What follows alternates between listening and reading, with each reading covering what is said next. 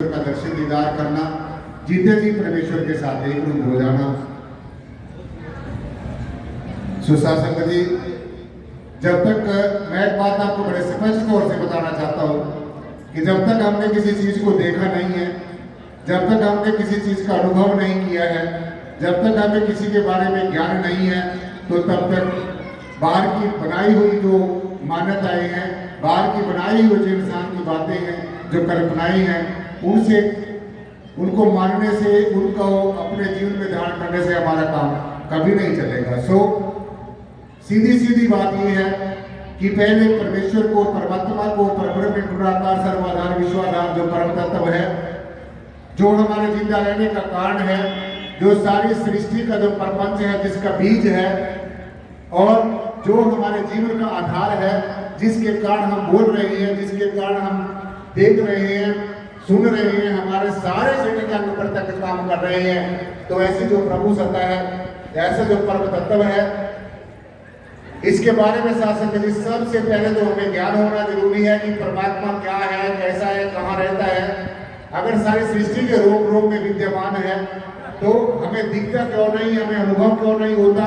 हमें साक्षात्कार क्यों नहीं होता। तो इसलिए शासक जी पहले परमेश्वर का खुली आंखों से दर्शन करना, खुली आंखों से पहचान करनी,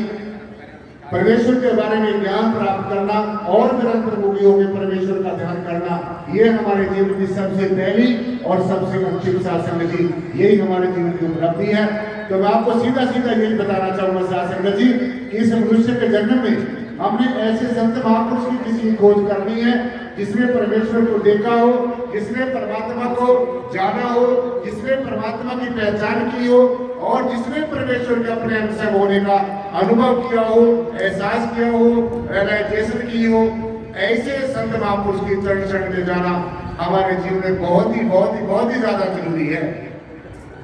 अनेकों गुरु संसार में आए, पहले भी आए, अब भी है, आगे भी आते रहेंगे, लेकिन जो ब्रह्मवेता गुरु है, जो परमेश्वर को तत्व से जानता है, जो परमात्मा को निर्गुण और निराकार रूप से जानता है, जो परमात्मा को सर्वव्यापी होने का जिसको एहसास है, तो ऐसे संत महापुरुष की चरण शरण में जाकर हमारे जीवन का उद्धार और सुधार हो सकता है।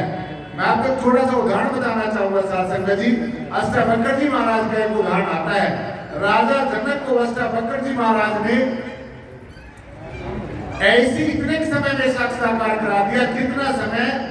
पैर उठाकर रकाब में, जो घोड़े की रकाब होती है उसमें रखा जाता है, पैर उठाकर घोड़े की रकाब में रखते हुए कितना समय लगता है, तो इतनी देर में राजा जनक को अष्टावक्र जी महाराज ने परमेश्वर का दर्शन दीदार करा दिया, साक्षात्कार करा दिया।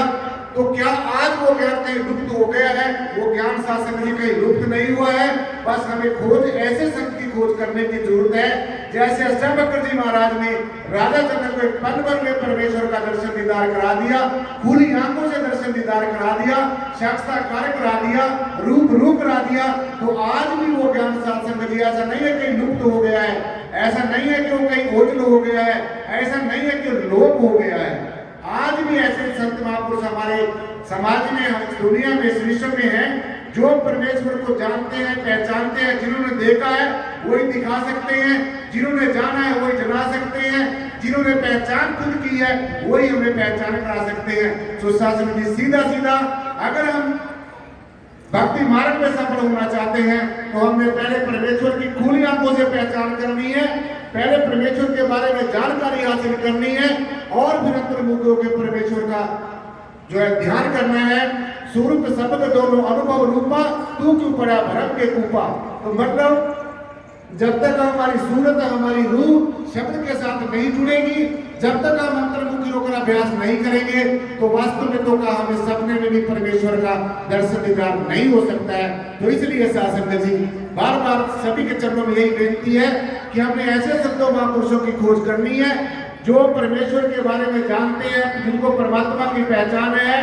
और हमने भी ऐसे संतों के पावन चरण शरण में जाकर ये बात को, इस बात को भी जानना है, इस परम चरम उद्देश्य को पूरा करना है। गुरु जी ने यह बताया कि परमात्मा सर्वव्यापी भी है, सबसे न्यारा भी है। सर्वव्यापी, सबसे न्यारा, ऐसी लीला है अपरंपारा। तो हमने परमेश्वर को सर्वव्यापी कैसे, ये भी जानना है, और परमात्मा सबसे न्यारा है